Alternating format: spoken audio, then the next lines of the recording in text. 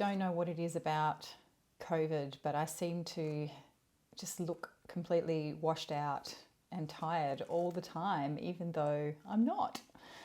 So today I am actually tackling the video that I've been saying I was going to tackle for a few weeks now. This is why I shouldn't tell people what I'm doing, because the minute I say that I'm going to do a particular thing, suddenly all these things happen and I'm no longer able to do the film or do the video that I said I was going to do, and then I feel like an asshat. But anyway, moving on. So today I am going to talk to you or compare Coromandel EDT with the EDP. And I have to say, I'm a little bit nervous about doing this. But something did happen today that made me feel not so bad about it, because this is a big topic. You know, it's widely debated. Well, there's not really that much debate about it. It's a pretty unanimous call that everyone thinks that the Coromandel EDT is miles better than the EDP, and everybody hates the EDP, or people, you know, who were big fans of the original EDT are very disappointed with the EDP. So I'm not going to lie, I'm going to tell you up front, my conclusion is that I don't think the EDP is that bad. You know, I think people who loved the original EDT, I can understand that maybe because there are slight differences with the EDP that they're disappointed with the EDP. But I don't know that the EDP deserves the amount of hate that it has received since it was released. There, I said it. So come at me if you need to, because I have a feeling this one's going to be a little bit polarizing.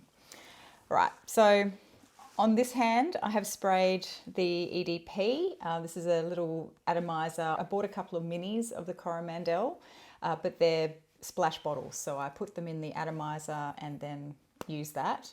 So I've filled this up a couple of times. I've had a decent wear of it. And then I also bought a decant of the EDT.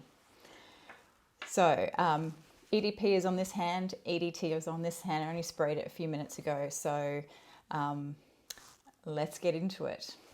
Right, so immediately the EDP packs a little bit more of a punch than the EDT. The EDT opens a little bit softer than the EDP. So I think what gives the EDP that punch in the opening might be citrus. Yeah, the EDT immediately seems softer and just a tiny bit sweeter. So then after a couple of minutes, I find that the EDP seems to get a slightly woodier feel to it as compared to the EDT. And then after a few minutes, you start to get that white chocolate note from the EDT, and it feels a little bit more creamier, whereas the EDP still, to me, feels a little bit woodier. And this is where they start to diverge, I think. With the EDP, when the sweetness starts to emerge, it develops a smell of lacquer. And that's not to say that it smells plasticky or toxic. It has this sort of green, resinous, woody sweetness about it that is quite rich. And it does really remind me of the lacquered woods that they use in places like Indonesia, where I used to go on holiday quite a lot. Whereas with the EDT, you get that white chocolate note. So it's a bit sweeter and it's a bit softer. So there's that woodiness is more dry, whereas the EDP, the woodiness seems to be a little bit more sticky, I guess. And as time goes on, the EDP starts to get a more ambery feel to it, and it's a lot richer and it's far more pungent. And continuing with the theme of lacquered wood, it is actually almost like you've walked into some kind of wood shop where they are actually lacquering wood. It smells, it's quite prominent. And knowing what I know about where this fragrance came from and what it was meant to smell like, I think that the EDP really fits quite strongly with the theme of what the original fragrance was meant to convey. So in contrast, the EDT becomes a lot more airy. The sillage is still wonderful, but now I'm kind of being transported to a bungalow in Thailand where I went for a friend's wedding. And the furniture there was a little bit older, it was a little bit more weathered, and there's only really a delicate hint of the wood in the air, which is mingled with, some white chocolates sitting in a bowl on the table or something. The white chocolate is much more prominent in the EDT at this stage. So I'm in this bungalow in Thailand and there's a breeze coming through the window and it's mingling the sweetness of that white chocolate with this delicate weathered wood smell, or delicate weathered lacquered wood smell. And I'm also getting, it's like there's like another sweetness, not just the white chocolate, but like almost a fruitiness coming through, so which I imagine might be coming off the breeze from some fruit trees in the distance or something like that. I know this is all getting a little bit crazy, but this is how I, associate these fragrances, right? I haven't even bothered to really spend that much time looking at the notes of these fragrances because I really kind of wanted to understand what the differences were by how I feel. And, at this point, when I first put these two on side by side, it was kind of around this point where I was kind of swinging between liking one over the other. And the reason being is that the EDT does seem to be dominated by this white chocolate note. And it's nice, and I would happily wear this fragrance. But I just don't know that that's how I want to smell. Whereas the EDP, that initial pungent, sort of punchy opening starts to settle down. Those sharper notes soften a little bit, and it actually starts to resemble, as it dries down, it starts to resemble more the smell of that room in Thailand that I associated with the EDT, only with less of that white chocolate note. And I think a lot of people have complained that they don't get the white chocolate note in the Coromandel EDP. And I must admit, when I first tried it on, I didn't really get white chocolate from it. I think it was really only after smelling the EDT and going, oh yeah, that does smell like white chocolate, even whether it was meant to or not, I don't know. But the EDP seems less white chocolatey to me. The sweetness in the EDP is more like a syrupy sweetness that's not overly sweet, but it has more body to it and almost like an ambery fluffiness to it. So when they dry down, I notice that the EDT becomes a lot more subtle than the EDP does, and I actually found it difficult to detect in the air around me. And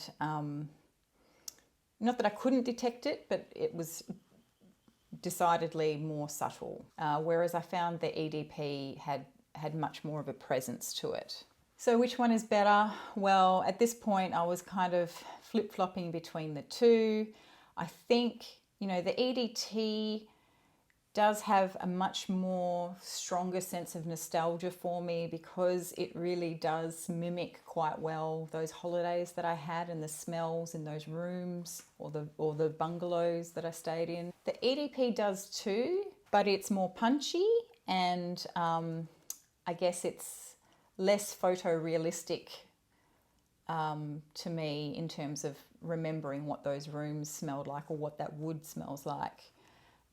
In the opening at least, because in the opening it feels like it's a lot more resiny. However, the EDP does last longer, and the major difference for me, apart from that more punchy opening, is that the white chocolate note does appear, but it doesn't appear until much further down into the dry down on the EDP than with the EDT, where it's present pretty much from the very get-go. But even then, that white chocolate note isn't necessarily perceptible or as perceptible as being white chocolate as compared to the EDT.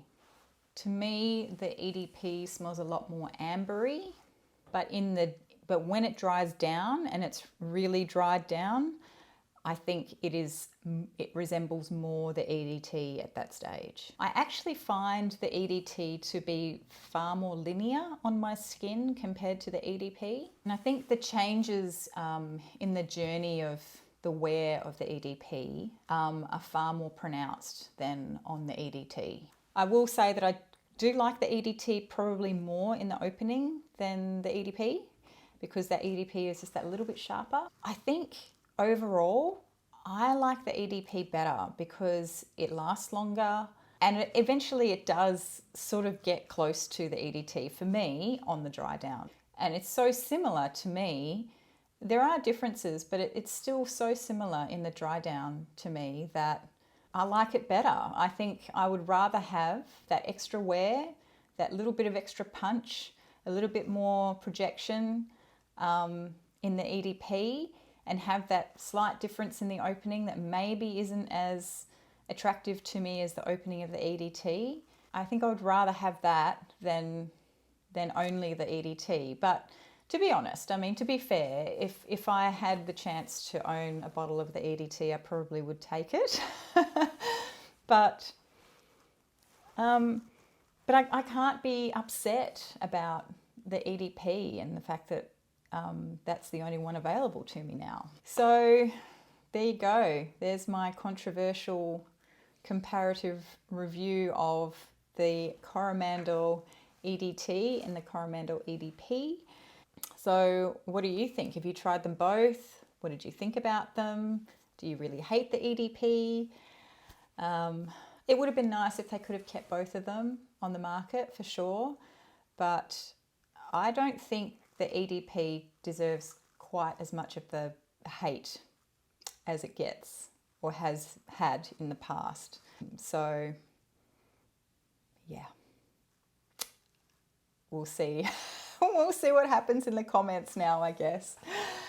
All right, well, I need to go. It's the weather's turning a bit foul outside and I have some washing on the line, so it's time to go and bring it in and do some Sunday chores. I hope you're all having a wonderful weekend, and yeah, I look forward to seeing you in the comments. Okay, bye.